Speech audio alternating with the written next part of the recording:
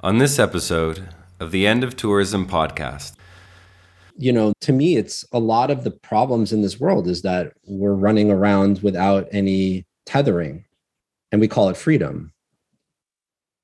But the tethering is our capacity to pivot towards what connects us, where we come from, what feeds us, what cradles our lives. And, this term pivoting towards the sacred is us choosing to turn towards the places that we come from and the people we come from and the ancestors we come from, the food that feeds us and them. And that's just a matter of turning towards, not away. Welcome to the End of Tourism, a podcast about wanderlust, exile, and radical hospitality. For some, tourism can entail learning, freedom, or financial survival. For others, it means the loss of culture, land, and lineage. Our conversations explore the unauthorized histories and consequences of modern travel. They are dispatches from the resistance. On this episode, we are joined by friend and fellow scholar Day Schildkret of Morning Altars. Day is internationally renowned as the author, artist, and teacher behind the Morning Altars movement, inspiring tens of thousands of people to make life more beautiful and meaningful through ritual, nature, and art. Day is the author of the upcoming book, Hello Goodbye, 75 Rituals for Times of Loss, Celebration, and Change. He is also the author of Morning Altars, a 7-step practice to nourish your spirit through nature, art, and ritual. Here we discuss how people know where they are, deep time, wanderlust and destination addiction, rituals as recipes and food for memory, where we can find the sacred in the world, what it means to be hospitable guests in our time, remembering to remember through ritual, and finally, how art can help us to do that. Welcome to the End of Tourism podcast, Day. Thank you. I'm happy to be here. Let's dance. It's a pleasure and an honor to have you. Thank you. So we always start the pod off by asking our guests where they find themselves today and, what the world looks like for you, where you are. Where I am right now is in Portland, Oregon. And I had a moment to take a little bit of a walk before getting on this call with you. And it's quite magical outside. The mist has descended upon the whole city. It's very hard to see. Thankfully, there's a park right near where I'm living. And the mist has descended in such a thick and prevalent way that it actually transformed the park into something that felt like it wasn't the city. And so I'm very grateful for the mist because it's been raining here for, 6 weeks straight. Wow. And the mist is like a little, it's like a little gift. It's like water easing itself so that we could, be transported someplace else. Yeah, what a blessing. So, Day, I met you some years ago now, maybe 5 or 6 years ago, at Stephen Jenkinson's farm at one of the Orphan Wisdom school sessions. Yep. And you were dressed to the nines, as always, and firmly a part of the... When I sleep, I'm really not dressed to the nines when I'm... Birthday suits. And and I just, I remember having this conversation with you around the fire one night and, wondering, who is this incredible spirit that's come up and spoken these beautiful words, into my ears. And I think we were very lucky in those days to be blessed with that on a constant basis. And so I'm very grateful to have you on the pod today and to get to see you after so long. So I'd like to begin, if I can, by speaking a little bit about morning altars. Okay. In 2018, you released your first book entitled Morning Altars, a 7-step practice to nourish your spirit through nature, art, and ritual. Which, And interestingly enough, just to take the reins just for a quick second, as an author, you really have, it's a dance with your publisher, and you have a lot of permission to title your book, but you have very little power to subtitle your book. And so that subtitle, the one you just read, was fine with me, except one word in there. And without, sometimes when I talk about this, I ask the audience to guess which word, but I'll tell you the one I had a big beef with, which was the word your. And I asked them to delete that word. So it would read, a 7-step practice to nourish spirit through nature, art, and ritual.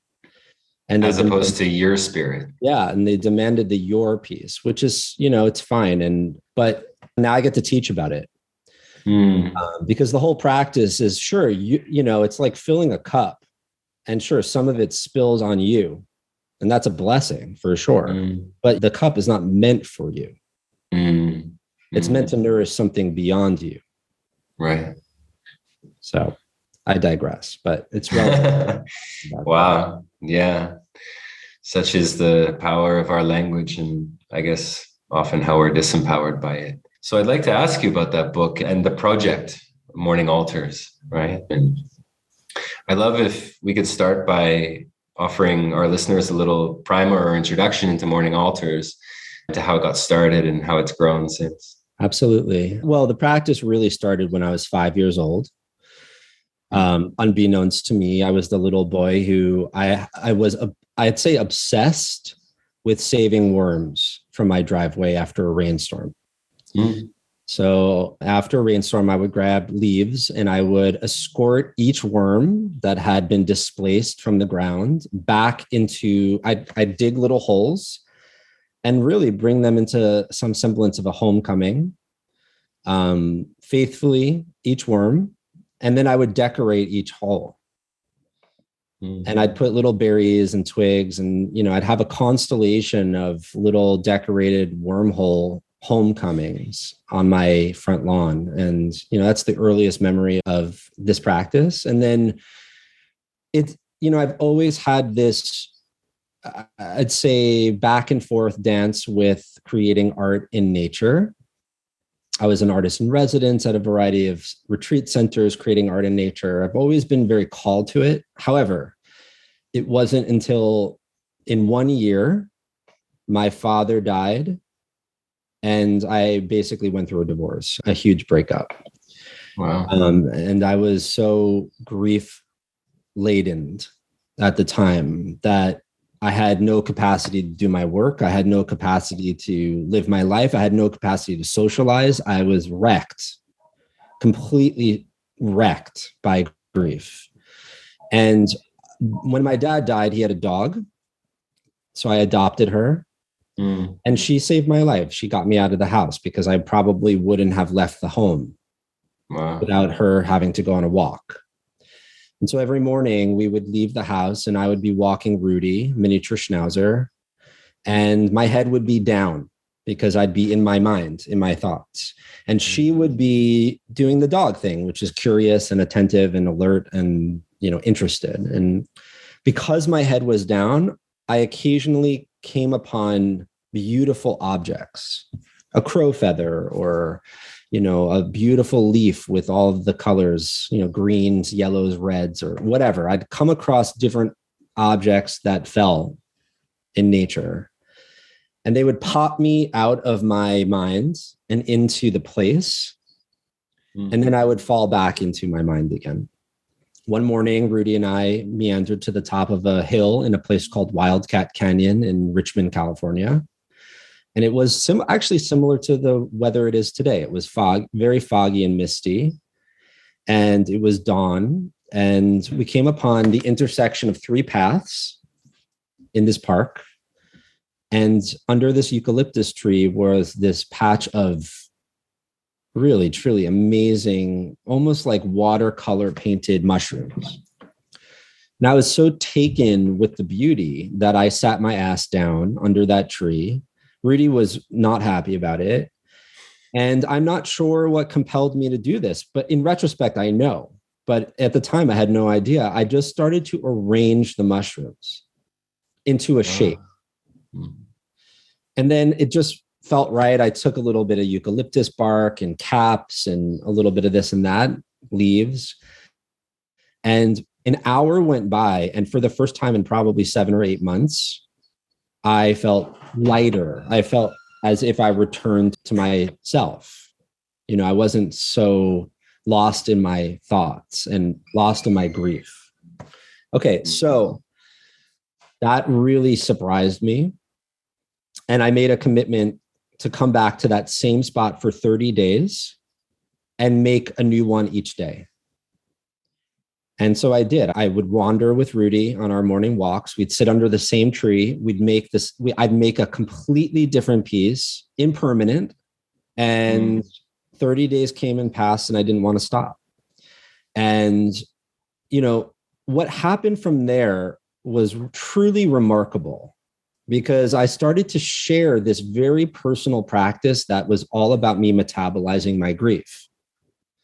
And I started to share just the beauty and occasionally the intention with friends and family. And their response was transformative. They were feeding me with their praise. And then I started to share it on social media, and the strangest thing started to happen, which is like, you know, if social media has any positive quality these days, it's this. It is a seed carrier. It's like a wind. And so I was putting out this beauty like a seed into the wind, and that seed would like be on this super highway, and it would land in like Brazil. And it would sprout in the imagination of someone who's there going through whatever they're going through. And they would create an altar out of their land and their place and their own intentions. And then they would blow that seed back into the superhighway through social media, and it would land back in my place. And that started to happen all over the world. I was, you know, getting altars from Poland and Australia and Iran and England and Canada and Mexico. And people started to create altars out of their land and their place for their lives. And we were suddenly inspiring each other all the time. And in looking back, remember I said I didn't know why this was so powerful. In looking back, I realized that what I was doing was creating some semblance of order that I could see, because my mind and the world was so disordered.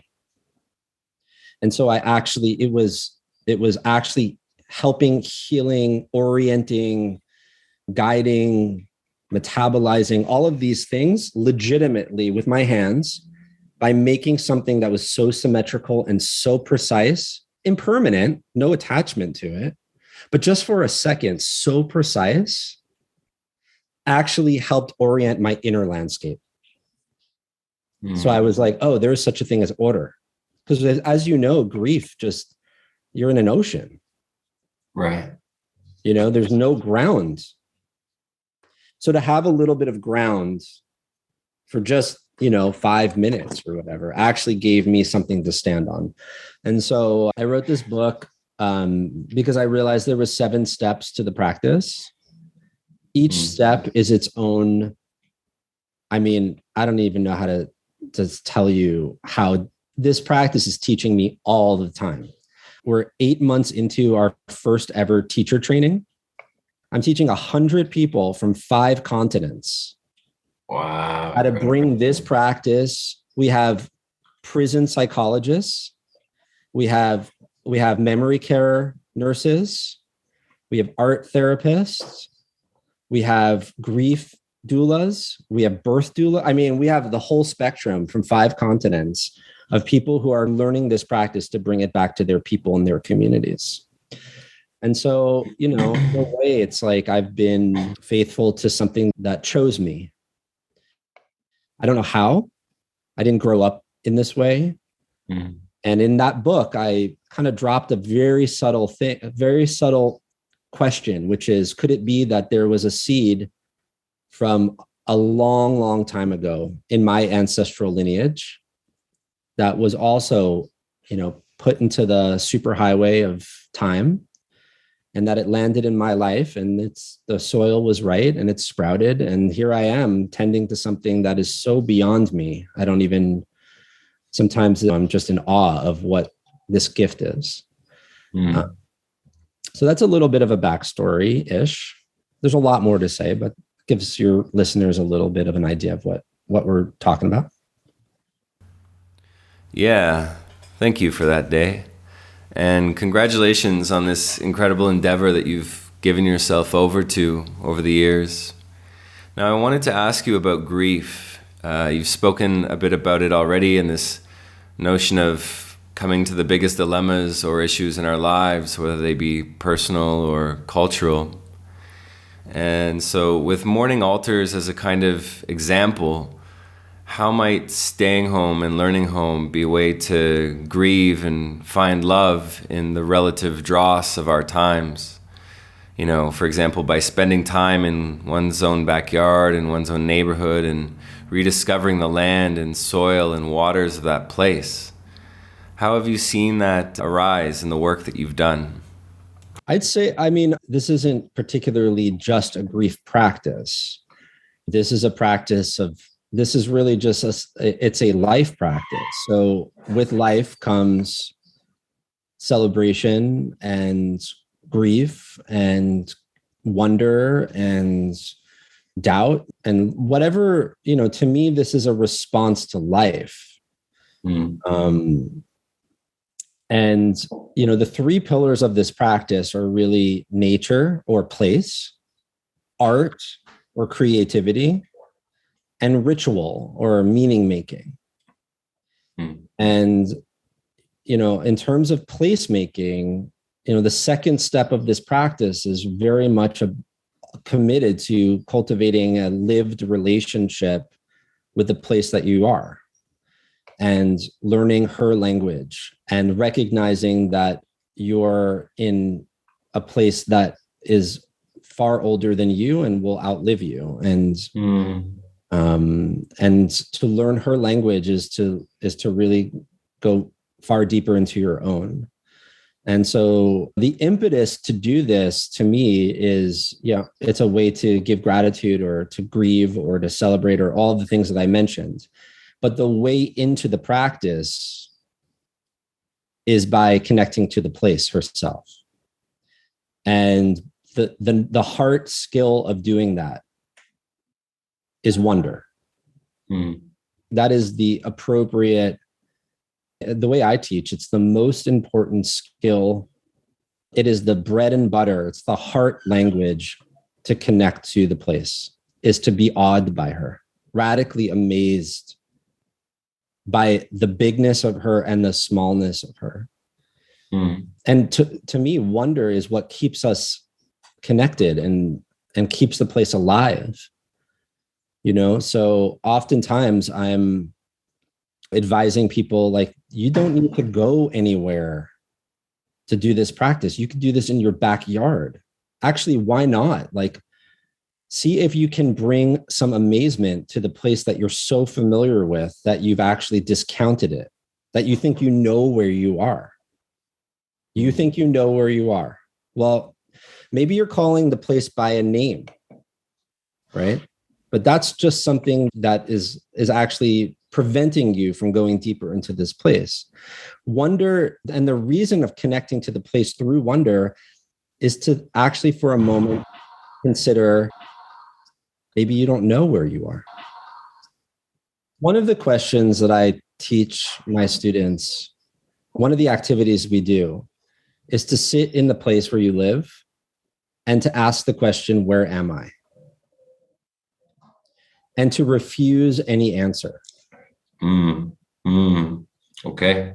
So if your mind comes up with an answer like, I'm in Portland, Oregon, push that aside and keep asking the question, where am I? And that question leads you into a place of mystery and wonder and relationship. And so suddenly, the non-spoken language starts to reveal herself and answer that question. The shadows of the trees, the color of the leaves, the cry of the crow, all of these ways that the place herself reveals her awareness to you. And so that's one of the practices. And, wonder is the heart skill of this practice. It's beautiful.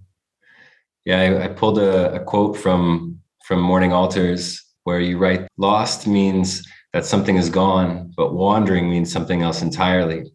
Wandering is the practiced art of listening and letting yourself be drawn to that which is here, alive, and communicating. It requires you to become attuned to where you are by observing what else is there with you. And, it seems to me in that sense that, everything in that passage whispers that one be present in a kind of radical reciprocity with the local world. And, I think everything you just said there stresses deeply local as opposed to political or just historical, just cultural, etc. Local, yes. And the local is a gateway to so much learning. For instance, at a recent teacher training for the practitioner certification that we're doing, we did something I call a deep time meditation.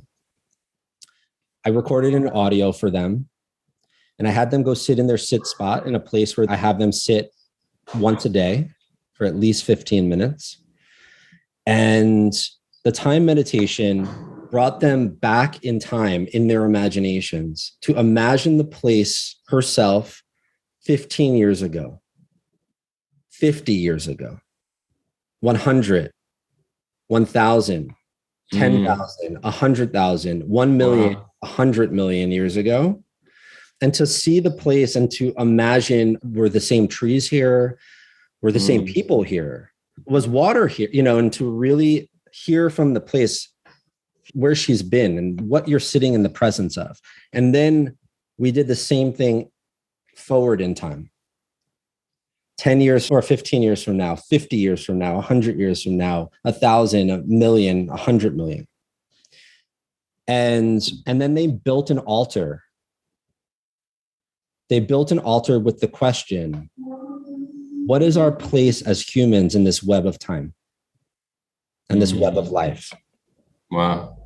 And so, you can imagine what they made was just profound, all by sitting in this thing that we're calling local, right? But when we do this deep time meditation, yes, it's local, but man, has this place changed and will continue to change. Wow. Sounds incredible. Sign me up. Sign me up. And so speaking of, deep time, what happens, I guess, when we think of other places, or when we're constantly thinking of other places or times, as modern people often tend to do in the context of nostalgia or wanderlust, right? I'm sure some of our listeners would wonder, well, what does something like Morning Altars have to do with the end of tourism or wanderlust, right? And I think that nostalgia or wanderlust are based in a kind of modern and ancestral escapism or exile that often thrusts us into foreign places temporarily, but in order to discover and enjoy foreign lands and cultures.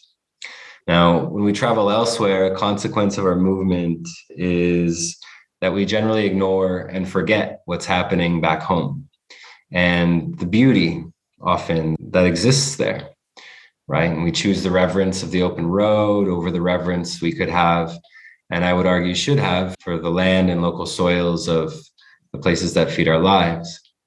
And I feel like your project and practices offer a kind of an antidote to wanderlust and for what I would call the relative abandonment of home that seems to shape our time so deeply.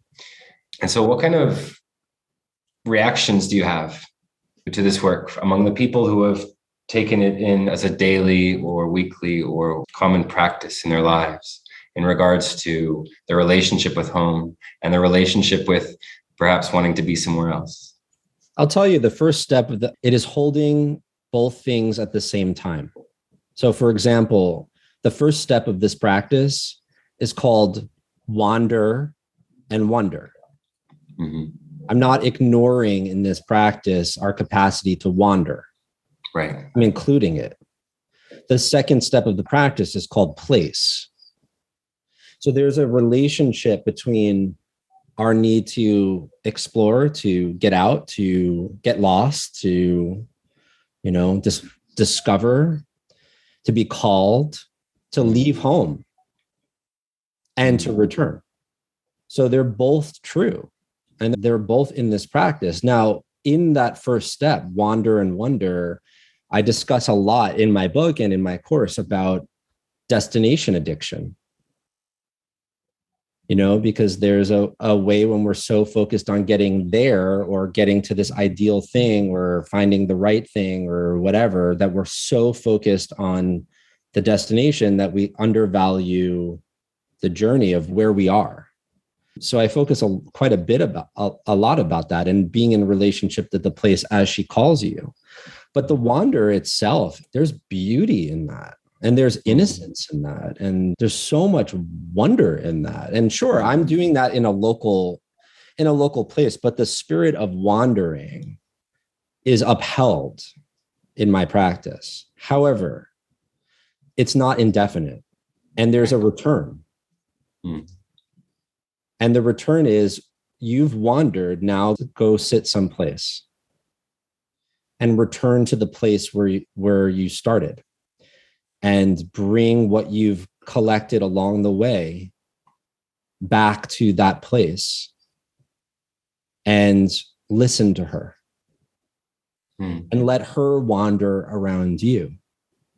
And so it doesn't demonize the wander, it upholds it, but it also limits it. Just to bring this into an ancestral conversation, I mean, my people, my own ancestry have been wandering for over 3,000 years. Most of the time because we're kicked out of, or we're forced out because of, people wanting to kill us. I mean, that's at least my ancestral history up until 70, 80 years ago, which is very recent.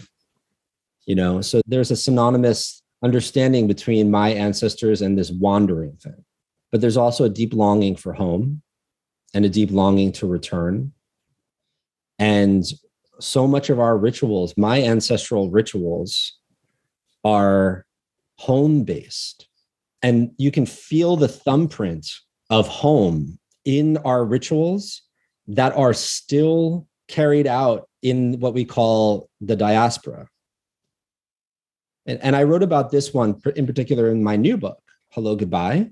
But there's a ritual that we do in a holiday called Sukkot, which is a harvest holiday. And we spend the entire week in little impermanent huts outside of our homes to remind us of our wandering past. And we shake 3 branches, myrtle, willow, and palm, while holding this citrus fruit called an etrog. And we shake them in the 7 directions that entire week, multiple times a day if we can, in order to call the rains down. However, I'm in Oregon. Right. Why do I need to call the rains down? It's already raining. So the question is, do we stop these rituals because we're no longer in the local place where they originated and they don't serve the same purpose, or maybe they do, or do we carry them forward? And it's a very complicated question. It's actually not an either or, it's a both and.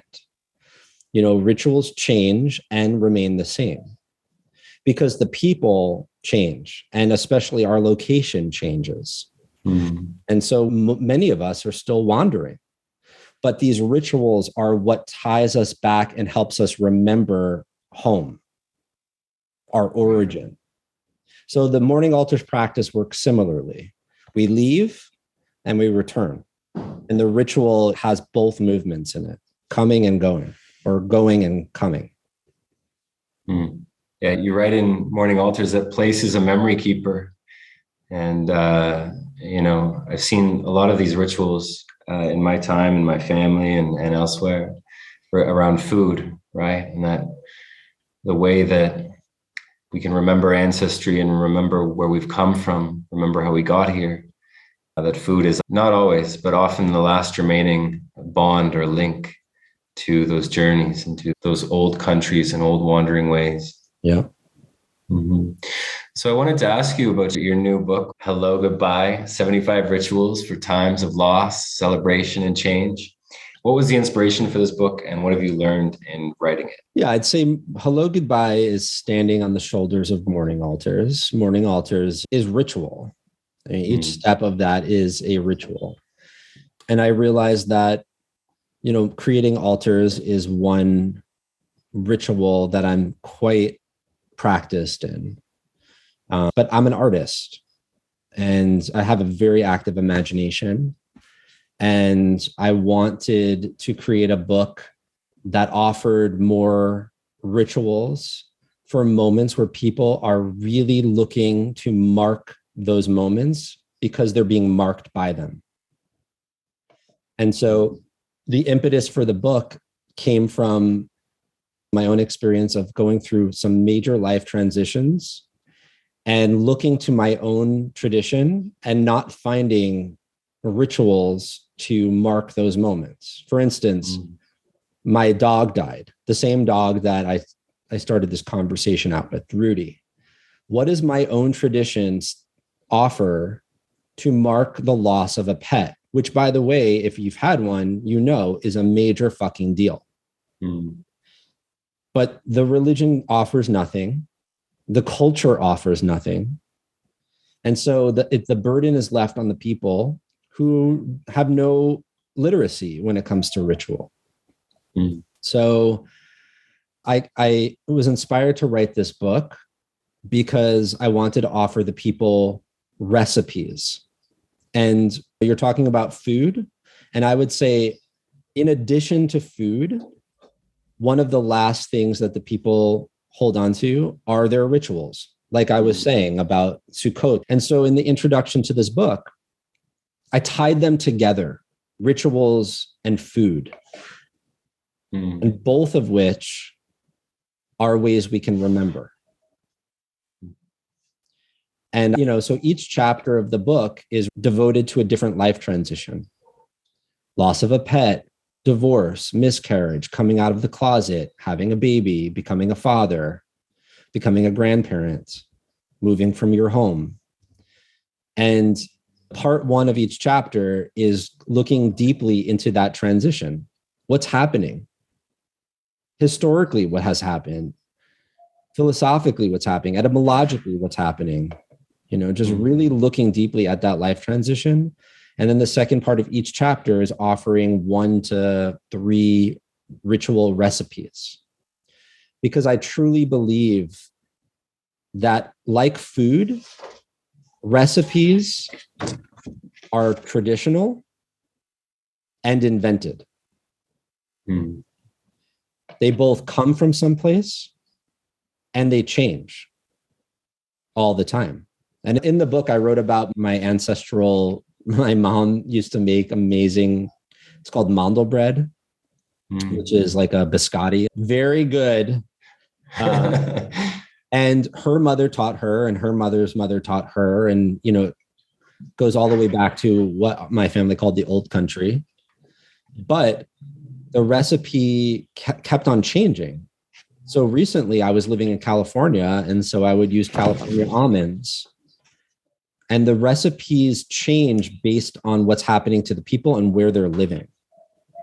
And so rituals work the same way. They come from someplace, but they need us to keep reinventing them to keep them alive. They have the same architecture. So, a lot of this book is drawn upon my own tradition. And, Judaism really has taught me a masterclass in ritual. We have such beautiful rituals. However, they get stale. They don't mean anything sometimes. So as an artist, I see that and I say, okay, we have to renew and reinvent our rituals so that they can still remain as nourishment to feed the people and to feed the place and to feed the spirit, Right. So life transitions are the perfect opportunity to put something down so we can orient to, okay, like who I was is no longer who I am, or where I've been is no longer where I am right now, or what I thought was isn't. And these are moments of distinction, and rituals help us distinguish change. Oh, I'm not that person anymore. I'm this person, and so they become food for memory, rituals do. And they help us remember, like, oh, something's changed. Something broke, something was repaired, something was born, something died, someone died. And they help us to mark the distinctions so that we can continue to live our lives and to not think that we're living this old life. I love that. Food for memory. And what comes to mind is this notion that, if you are a member in a particular religion, if you read a particular sacred text that was written 1 or 2 or 3 or 4,000 years ago, then certainly it's going to be read out of context, not only because the languages are different, but because so much has changed in the worldviews and the cultures and the weather of people's lives since then. Now, you write in Hello, Goodbye, you make the distinction between routine and ritual. So, if I were kind of reading and taking as literal gospel something that was written, say, 4,000 or 5,000 years ago, would that be routine? And would my capacity to kind of alter that or try to bring it into an understanding that is contemporary, would that be ritualistic? They're totally two different streams. They get confused in our modern culture because modern people have very little relationship with ritual. So, and they have this, I don't know, they have the same letter. Like they're confused all the time. People say my coffee ritual. It's not a coffee ritual. It's a routine. The etymology of the word itself tells you what a routine is. It's connected to the word root, meaning it's getting you from point A to point B. So you might have a bedtime routine that's about cleaning up, doing the dishes, brushing your teeth, and getting to bed. You're trying to get to bed. Ritual plays with meaning. It's totally a different thing. Ritual is about meaning making, sane making, and distinction making. And it's about intentions. So it doesn't care about getting from point A to point B. It's trying to create meaning. So, sure, you can have a coffee ritual. The question is, what is it distinguishing? What are you marking with that? And most people, that's not what people are interested in with that. They're not interested in it meaning anything. They're interested in getting there and it getting, on their route of their day, which I get. My routines keep me afloat, but my rituals do too. And they're very different. Very different. And they help with different things. Hopefully that answers your question. Yeah, absolutely. Now, my next one, to return a little bit to the notions and context of tourism and travel, right? There is a tourism industry that no matter where you go in the world exists. And no matter how hard you try to escape it, has its fingers in the pudding. It's the largest industry in the world. So anywhere one travels, with some exception, they're going to be paying homage to that in some degree. Can those forms of travel hold or make space for ritual, or does it merely collapse into routine because at the end of the day, we're prone to these industrial forms of travel and consumption when we go somewhere? I mean, the question becomes, what's the intention? Anything can be pivoted towards, I'm about to use a phrase from Arnold van Gennep, who's an ethnographer, but he uses a term, pivoting towards the sacred. That is your intention, pivoting towards the sacred. That is the point. That is the purpose and point of ritual. It allows us to turn towards the sacred. Anything could be made that. This glass of water right here could be purely just because I'm thirsty. Or I could be in the presence of this water and recognize all that it's given me and where it comes from, how it got into my hands, how it's feeding my life, what that means, being overwhelmed with gratitude and wonder at that. Just right now, just pivoting towards the water. Mm-hmm. I lit a candle on my altar before this call. That is pivoting me towards the sacred. When I light an altar, my altars these days are always start with the question, what if this was the last? Mm. So when I light the candle on my altar, I ask the question, what if this is the last? What if you're the last person I'm talking to?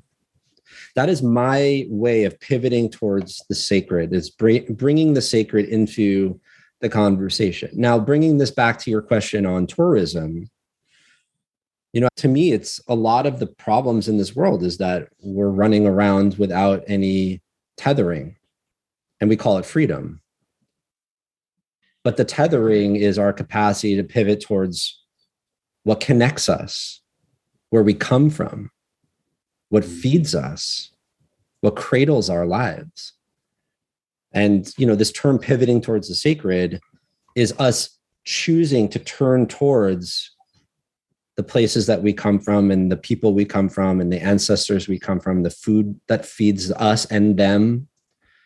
And that's just a matter of turning towards, not away. Another word, Biokomalafe, uses the word, which I freaking love, the term witnessing. To be with that which is. That is witnessing. So to me, pivoting towards the sacred is a capacity to be with what you're in the presence of, not turn away from it. So will that impact tourism? Probably. I think a lot of people running around this planet are on the take and trying to get as much as possible. Yeah, when you mention this beautiful understanding of pivoting towards the sacred, what comes to mind for me in the context of tourism, especially in regards to ruins or churches, pyramids, and modern pilgrimages, is that contemporary or modern people tend to live in secular worlds or worldviews. And with tourism, so much of this desire, I think, to pivot towards the sacred is always found or directed towards other places. That the sacred is always found elsewhere, but never in one's home. And so, do you think this relative poverty or misunderstanding of where the sacred is justifies these movements, right? I think the question at the end of the day ends up being, where is the sacred? Well, you can do it with everything that is around you. I think that question of there, not here, is a question that I've been wrestling with, especially with the morning altars practice for years, which is, it's building a muscle of wonder and awe and a capacity to pivot with a leaf on your driveway, with your neighbor next door, with the slice of butter on your bread, and to practice letting these sounds escape your lips. Wow. Oh. So there's really no there. That's an illusion. Sure, there's a there, and I've traveled my fair share and have participated in tourism, and there's a lot of wonder to be had in other cultures and other places. But the muscle that's atrophied that must get stronger is a capacity to fall in love and in wonder with the places that you live. Mm.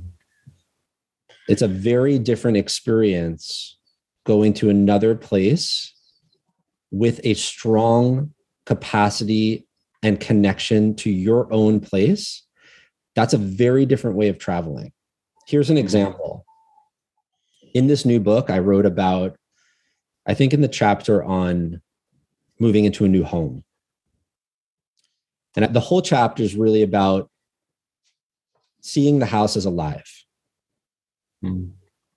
And that the house was born, existed before you moved in and will exist after you leave, if you leave. And your job is to greet and meet and learn from this home.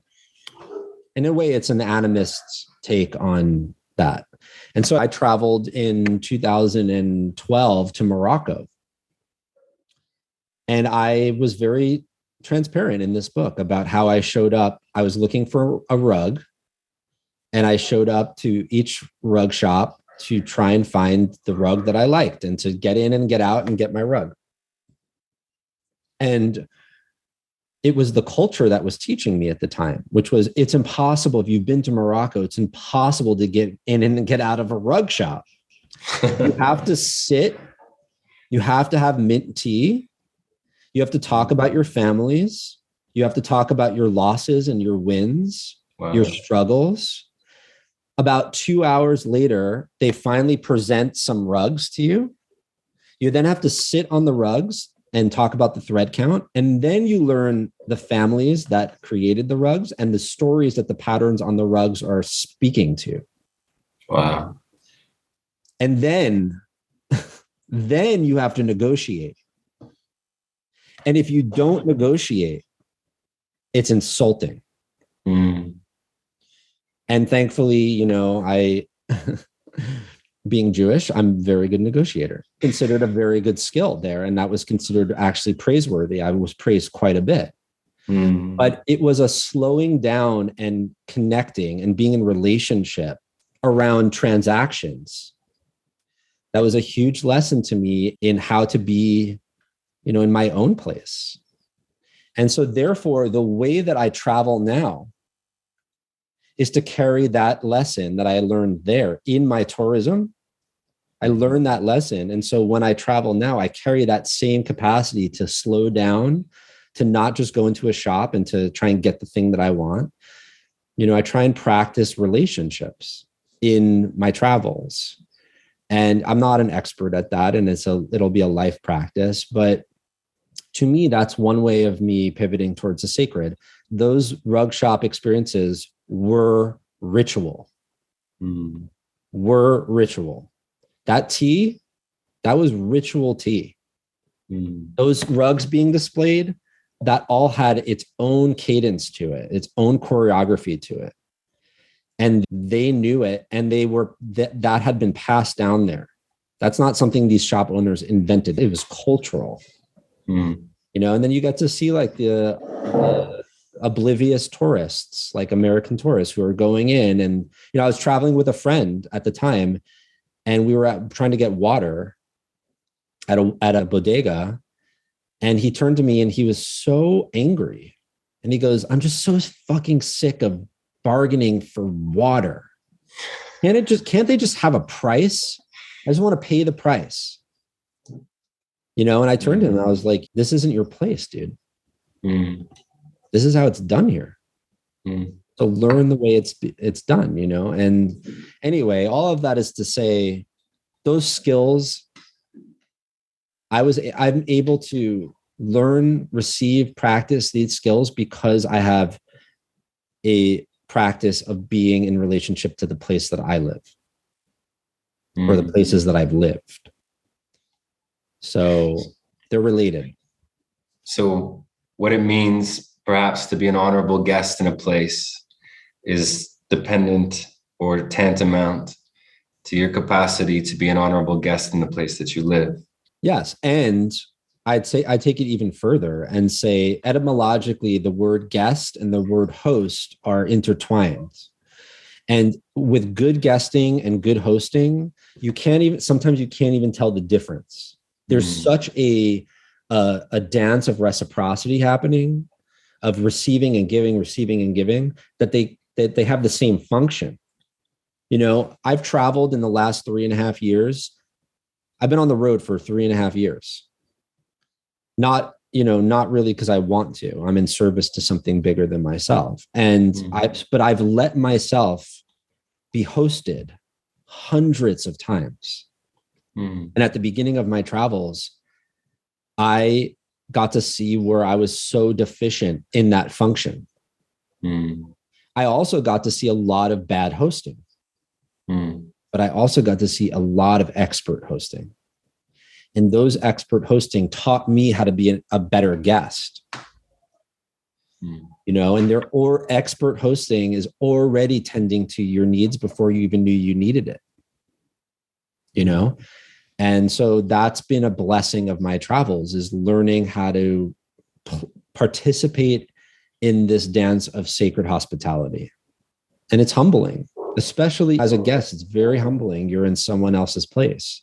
But gifting and giving and caring and offering and feeding and showing up with that generosity is a way to pivot towards the sacred, to use that same phrase.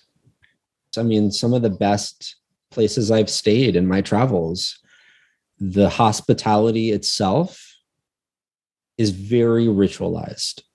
Very ritualized. And it's quite beautiful and also heartbreaking, because it reminds me of what so much has been lost.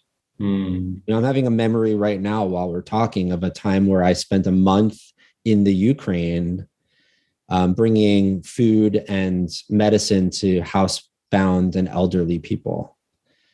And I was there leading rituals. It was a Jewish ritual that for Passover, we were there leading what's called seders around the country. And I don't know how, maybe it's because these people have been living there for a long time, but they taught me so much about hospitality, to the point where I would go into someone's home and these are poor people. And as soon as we walk in, the best of everything is on the table. Their best vodka, their best fish, their best potato, everything. They're giving it all to their guests. And that was so remarkable, 19 at the time, but a huge lesson to me as to how sacred they saw their guests. This isn't just like we got to give them, it's polite to feed them. No, it was like spirit was walking into their home and they were greeting me in the same way. I was embodying a function. So they taught me that. And, it's been a lot of learning. The road is a teacher, a hard teacher. Thankfully, there's still a lot of good hospitality on the road. Beautiful. Day, I wanted to ask you, is there such a thing as a bad ritual? I don't know if I would use the word bad. It's a great question. So it's a question that's breeding questions. One of the things that comes to mind is and in my book, I hard stop this. There are stolen and appropriated rituals.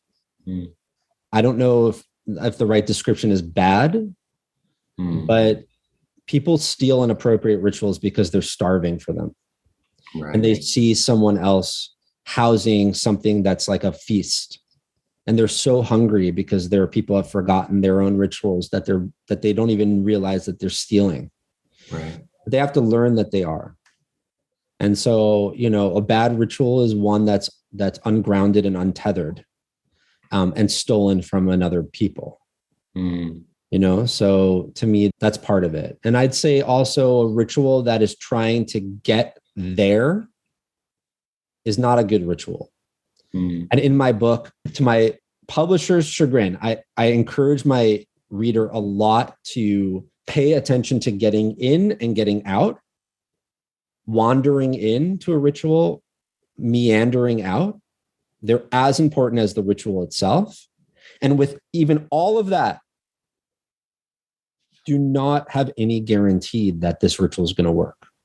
Mm. I've been a part of many failed rituals for many reasons. Mm. So I'd say, humble yourself and like let the failure of a ritual be the learning. And, is that bad? No, failure is not bad. It's learning, or it can be if you're willing to. Mm. If you had to choose or create a ritual around travel, around your next trip, what would that look like for you?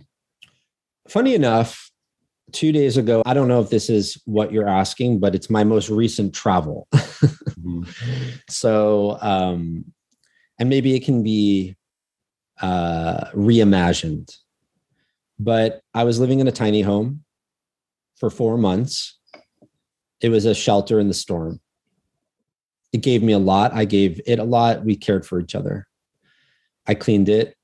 I was ready to move into this new home.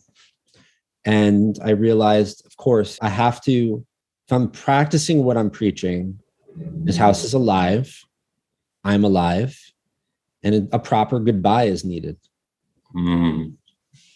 And so what came in the moment was orienting myself in the directions of the home. So I faced the east, and the east is a direction of new beginnings and wonder and springtime and initiations of things, and et cetera. And I remembered what began in that house. What new visions started there, what new relationships were sprouting there.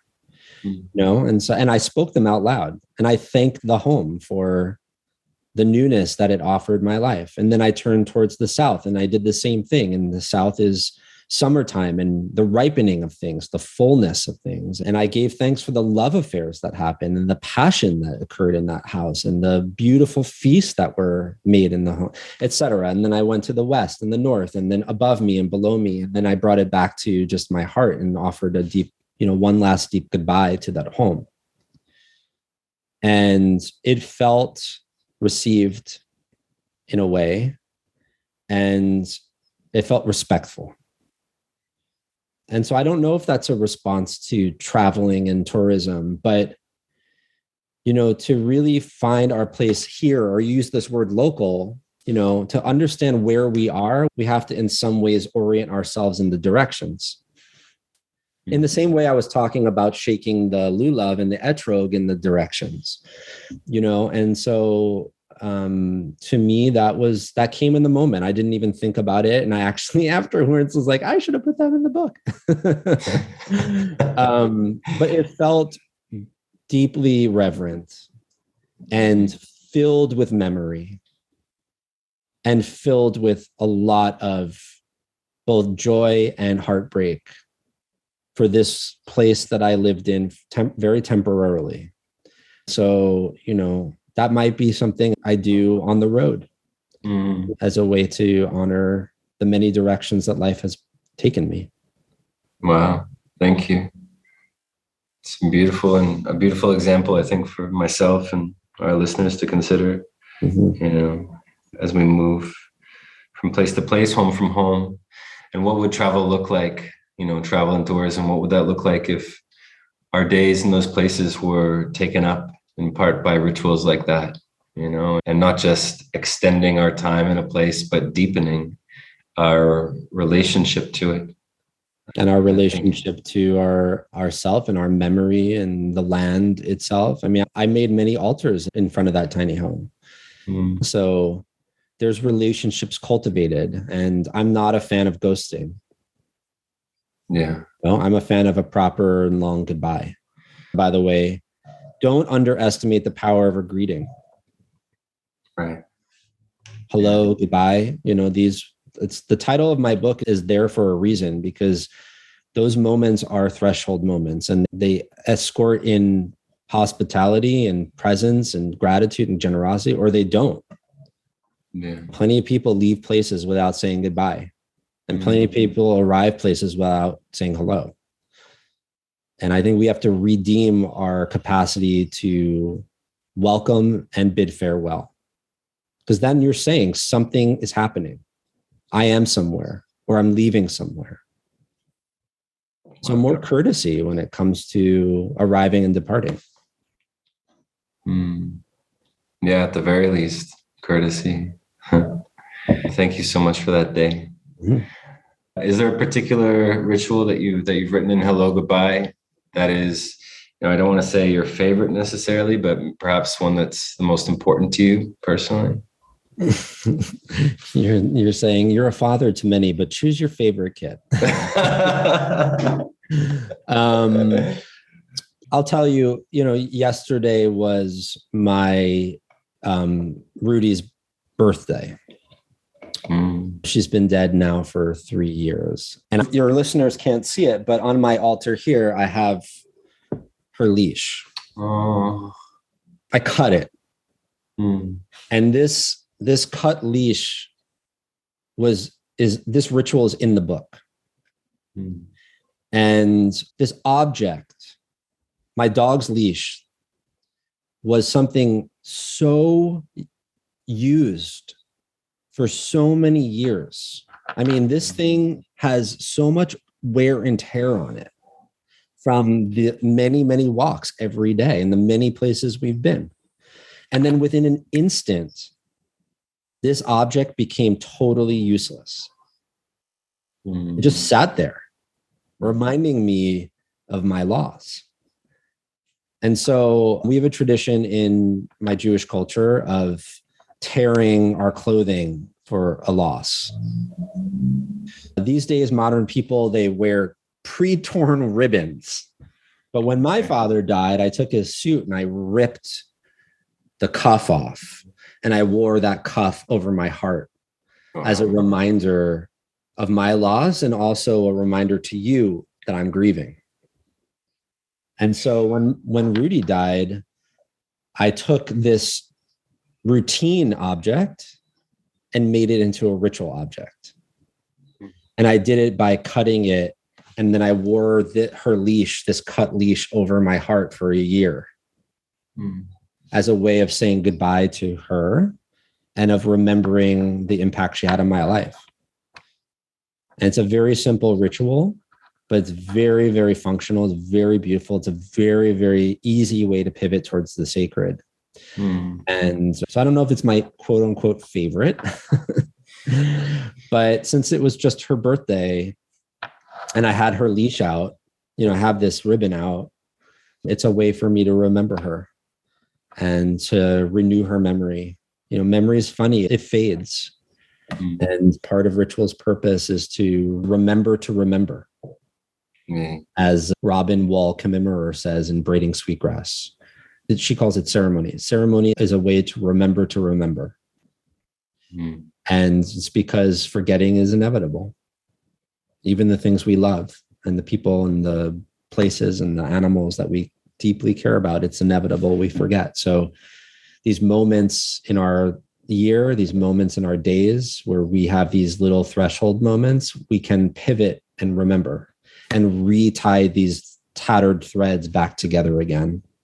And one last note, just to tie the whole thing into one, which is the etymology of art and artist is to bring back together again, is to take the many broken pieces and to bring them into a whole again. And I see that as ritual's role too. And therefore I see artists and ritualists having a very similar function and bringing the many into a whole again. Yeah. Which is the word remember. I mean, that's what remember means, right? To remember, to bring the different members into one remembered. Day, let me ask you, how might our listeners find out more about your work? How might they purchase Morning Altars and Hello Goodbye? Well, there's a variety of ways. Morningaltars.com. Morning, like this morning, altars, ALTARS. Although some people do put morning, like MOUR, and altars, ALTER. And I own those URLs. But morningaltars.com or schildkret.com. And both you can get those books, or, one of the few benefits of having a publisher is that You could get them in your local bookstore, on Amazon or Barnes and Nobles or wherever you buy your books. And Hello Goodbye comes out January 25th.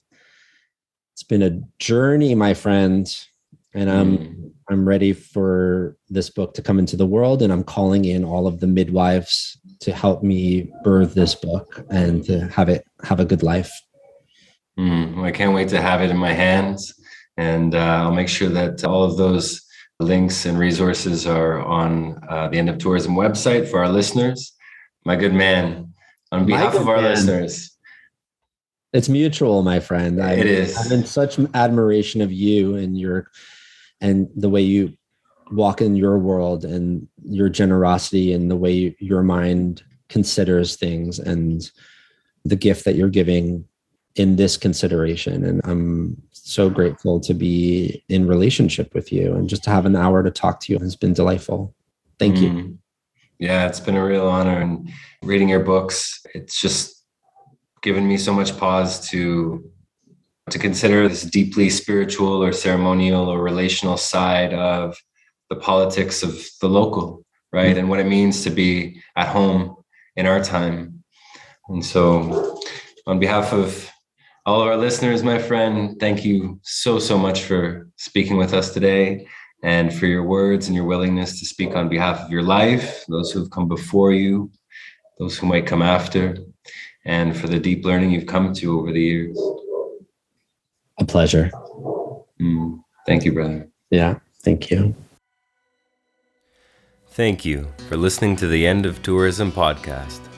If what you heard had its way with you, if the arrows hit their mark, click subscribe on Spotify, Apple Podcasts, or wherever you're listening. To go deeper, join us at theendoftourism.com and follow us on social media under the handle The End of Tourism.